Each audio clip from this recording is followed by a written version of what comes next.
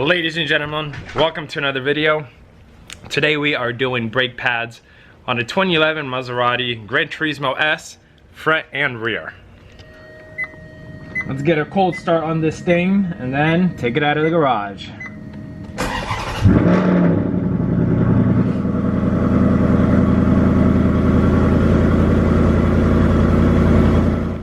The car is more or less prepped. We need 17mm socket, and these lug nuts are pretty darn tight, so I'm using a breaker bar to get them off, and then we'll raise it a little bit higher, put that jack stand underneath, and start pulling the caliper off so we can get to the brake pads. Well, dang guys, I wasn't expecting this to come out. Usually it's just a nut. Now we have a whole darn bolt. Very interesting. Guys, fantastic news. This is going to be easy. This is literally the same style my E55 had. So you basically just knock these pins out, probably remove this bolt, and then the brake pads will come out. Now we glove up and we start operating on this thing. So back here we have a 13mm bolt, and that's the first one I'm going to remove. With this bolt out, put a screwdriver or something small and just gently tap it, and then this whole cylinder assembly will come out like so. So that's what it looks like. Now again, screwdriver, I use something like this, put it here, and then gently start tapping with a hammer until this whole thing slides out. Once you knock the top one out, because it is under load, mine basically just spun out and it fell down. But that's what it looks like, so we're gonna set that aside. This one should be a lot easier to get out because it's not under load anymore. Now in here we have 3 pistons that essentially push the brake pads in from all sides. So the job is to decompress those pistons so we could get the brake pad out. And what I usually do is with a screwdriver very gently, just so that you don't damage the rotor. Move around it until you get enough play.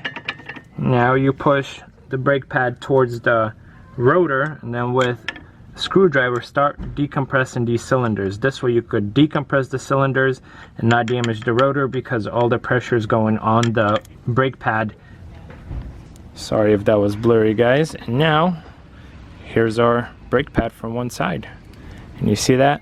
I'm assuming this is an original brake pad, and it is very worn. I did the same to this side, and here's where we have the wear brake sensor. You want to be very gentle with it because you don't want to break it. With the sensor gently removed, time to install the new brakes, and I went with EBC Red Stuff Ceramic, made in the UK. So we're going to install them, put the sensor in, and start putting everything back together.